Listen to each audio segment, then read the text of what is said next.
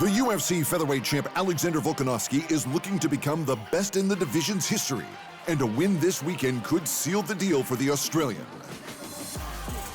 Since his win over Brian Ortega for his second defense of the title, Alexander the Great has won 22 fights in a row, and he's undefeated in the UFC with 10 straight wins. But his main claim to being the best featherweight of all time is that he already has victories over the only two other contenders for that honor. First, he secured his title shot by beating the longtime champ Jose Aldo. With 7 successful defenses, it's hard to say Aldo is not the greatest.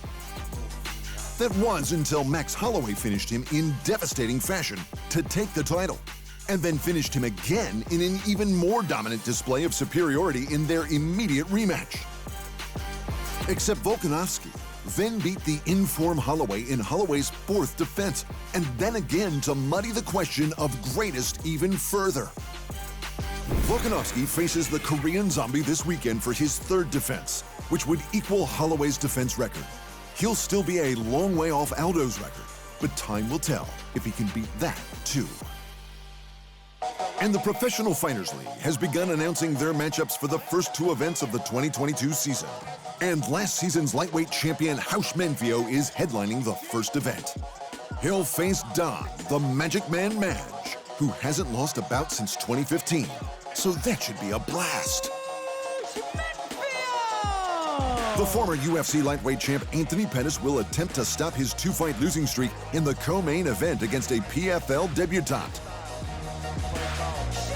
And also stepping up to welcome a newcomer on the same card is last season's light heavyweight champ Antonio Carlos Jr., who is yet to lose in the PFL.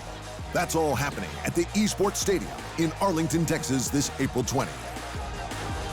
Headlining the second event, also at the Esports Stadium, is last season's heavyweight champ Bruno Capellozza, who is also undefeated since joining the PFL.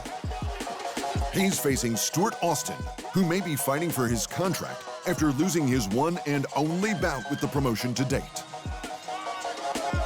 Also on the card, one of last year's early frontrunners for the featherweight tournament, Brendan Loughnane, is set to make his violent return. As is the man Capellozza beat for the heavyweight crown, Ante Delia, who is looking to get his campaign started with another big knockout. And that's all going down this April 28th.